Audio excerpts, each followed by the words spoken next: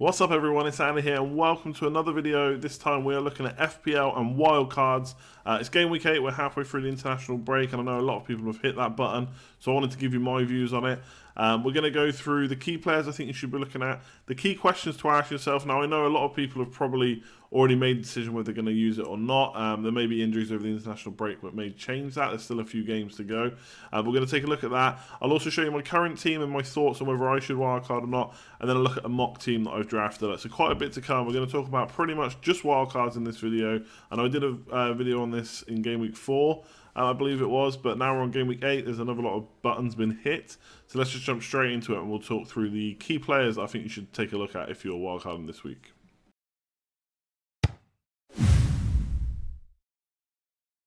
So these are some of the key options I think you should be looking at if you're wildcarding this week. I know some of these might be super obvious, but I'm going to go through them anyway. They'd definitely be pretty much in any wildcard team that I would make right now. So Harry Kane looks the absolute business right now. He scored a couple of braces in the last couple of games. He now looks like the go-to captain option. I know there's still the Wembley factor. Obviously, it's not a home game for Spurs, but I just think that him and Spurs in general are just too good to not start scoring. We've seen him do it against Dortmund. Yes, the fixtures are going to get a bit tougher for Spurs now, but they're not out of this world hard. And I think Kane's he's just got to be in your team, especially when Morata and Aguero are injured. You know, I'd say he's probably the most obvious one on this list, but for me, he has to be in there. He's now the go-to captain option. Lukaku's doing well, but it's only kind of 1 goal a game. Obviously, Pogba's out already, which we knew about, even though we've done quite well without him. Fellaini's now out as well, potentially. He's just got injured in international break, so we'll have to keep an eye on Lukaku. Fixtures are about to toughen up as well, so we need to see if he can keep scoring in those fixtures, but I think Kane is the man to have. And then sticking on Spurs, I think Ben Davies is the best defensive option for me right now, just for value for money. He's got attacking returns, he can get defensive returns. Spurs don't concede many goals. They've shown that over the last couple of seasons. I don't think it's going to be any different this season. Danny Rose, yes, still a factor at some point in this season, but hasn't come back yet. He's been out since last year. When is he coming back? Nobody knows. I don't see why you wouldn't go for Ben Davies. Worry about Rose when he returns. He's not like he's going to jump straight into the side anyway, I don't think, coming back from such a long layoff. So I think Ben Davies looks good. He'd definitely be on my side if I was wildcarding.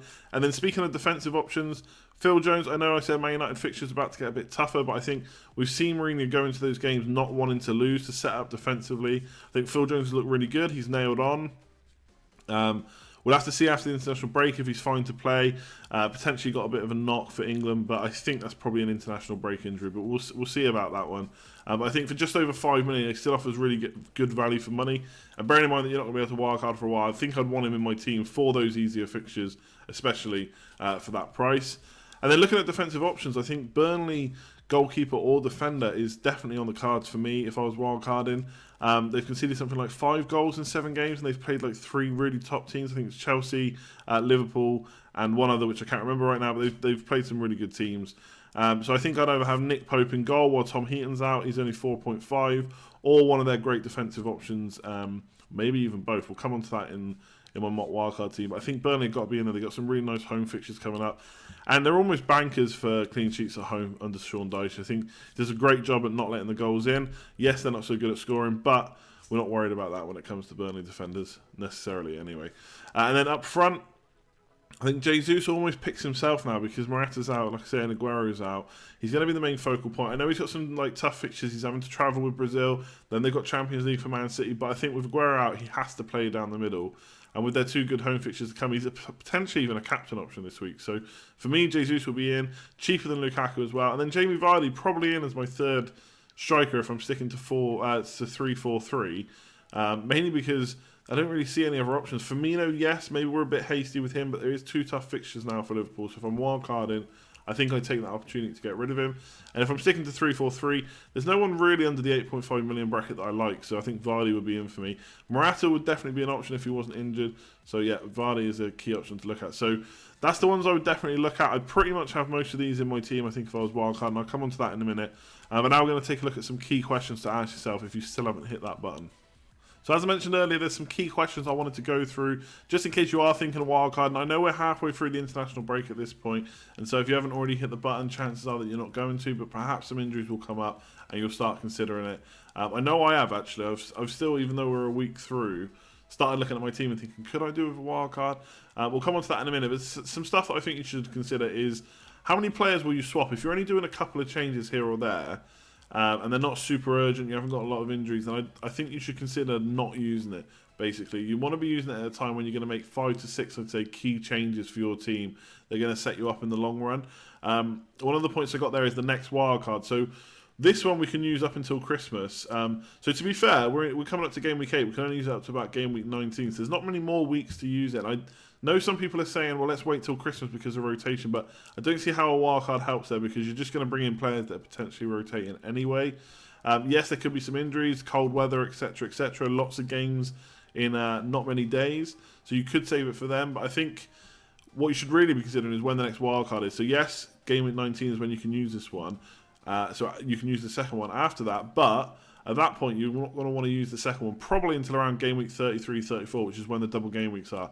That's what's happened the last couple of years. It's worked really well, and most, I'd say, not FPL professionals, but those that take it seriously, that's when they'll be saving it for. So you got game week 8 now, waiting to game week 33. It's like 25 game weeks to the next wildcard. So if you don't really need it, I'd consider saving it, but we are running out of weeks to use it as well.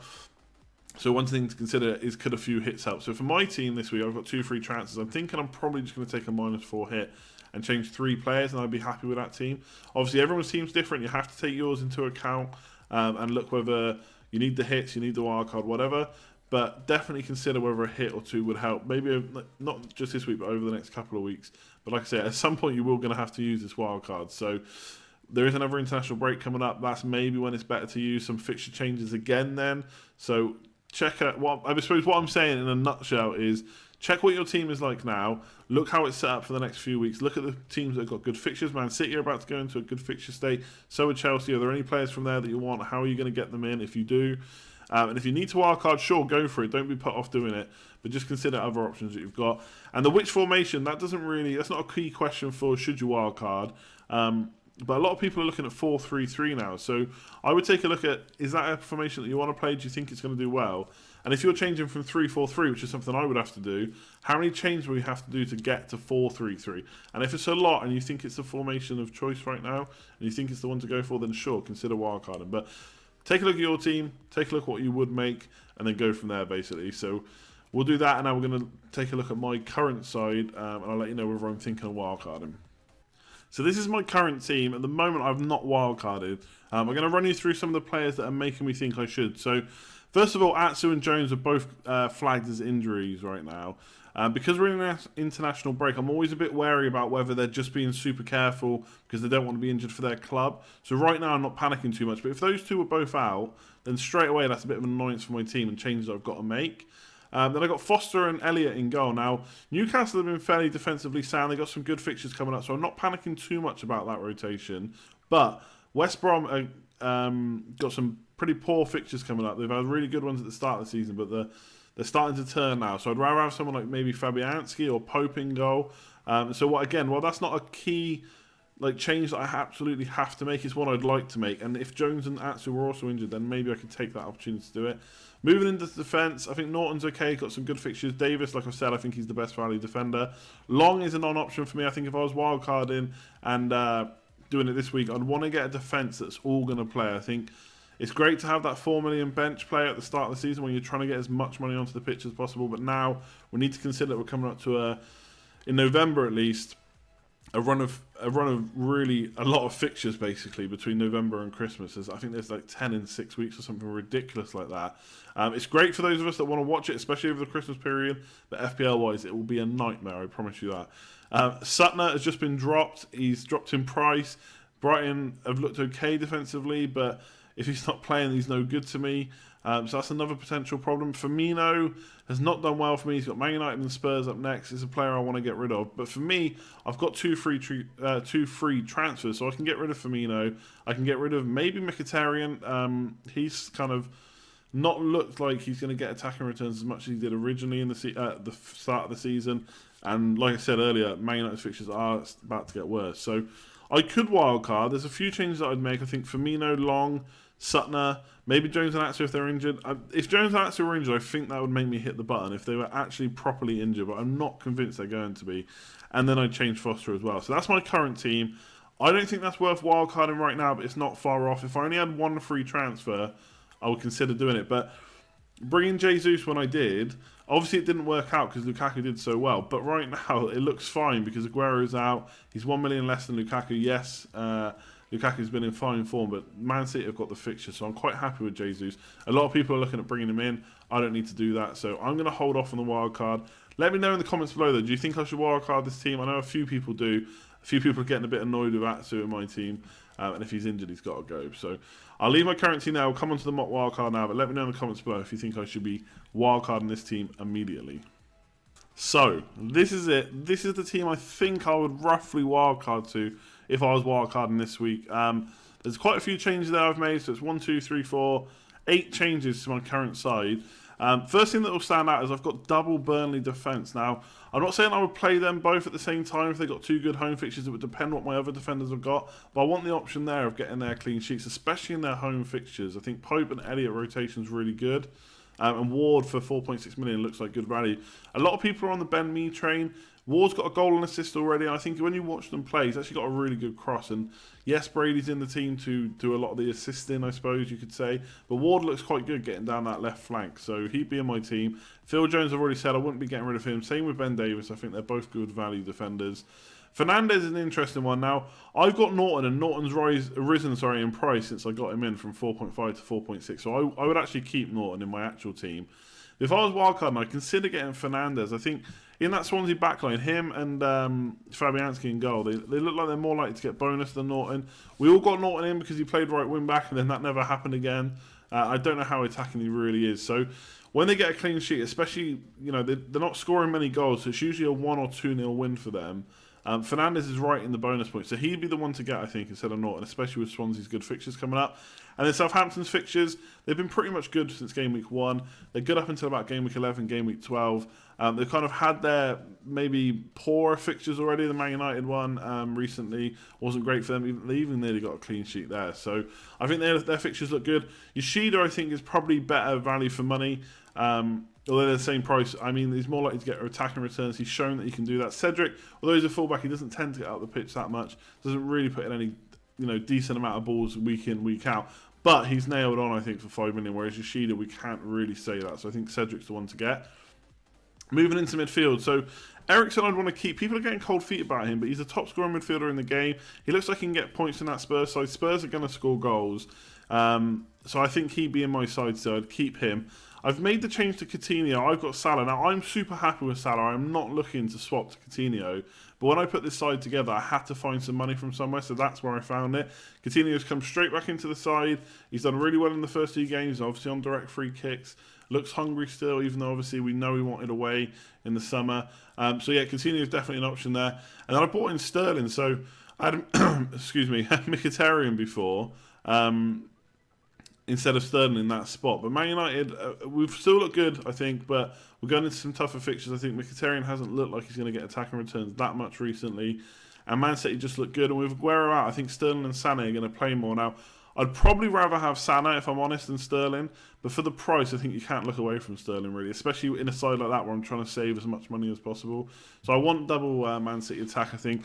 I know they can get a bit annoying, excuse me again, when they're attacking, but when they're rotating, when Pet's rotating, but I just think Sterling and Jesus look really good right now. The Sané would be an option, as is David Silva, so they've got so many options there. I think I'll go for Sterling just for the money. And then basically this is a 4-3-3 side with an option to maybe play Loftus-Cheek if Crystal Palace have got good fixtures and he looks in good form. He's looked okay, to be fair to him this season. He's not got the attacking returns. They've had some tougher fixtures recently. They're not looking like scoring, but if they are going to score, I think it's going to come through him. So he'd be in my side at 4.5 million. And then Carroll will continue to be the bench fodder who I'd never want to play.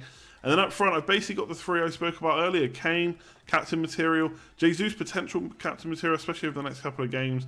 I think he's now the focal point with Morata out, Lukaku being a million more, and Aguero out. I just think Jesus kind of just falls into the team now. It's too obvious. I kind of wish Morata hadn't got injured because then people wouldn't have that easy decision just to get Jesus. But that's the way FPL goes sometimes. And then Vardy in that 3rd spot, I'm still not convinced about him. I'd even look at maybe taking him for a forward that's like 5 million who you don't really want to play. and playing 4-4-2 potentially, getting rid of Loftus-Cheek or Carroll. In fact, I keep Loftus-Cheek, get rid of Carroll and go for another kind of 8.5 million midfielder potentially instead of Vardy. So that's another option. But for me, I would stick for the 3-4-3/4-3-3 right now. I think Loftus-Cheek gives you the option of playing 3-4-3, but most of the time with that team you're going to play 4-3-3, and I think I'll be pretty happy to play most of those defenders. So that's my mock team. I know you're going to anyway, but let me know in the comments below what you think of this team. What does your team look like? What have I made? What mistakes have I made? What players have I missed out that I absolutely should have in my team? Are you wildcard? And I'd be really happy to know that. Apologies for the bit of coughing. I recorded all this in one go, so didn't want to do that part again because I think we got everything covered.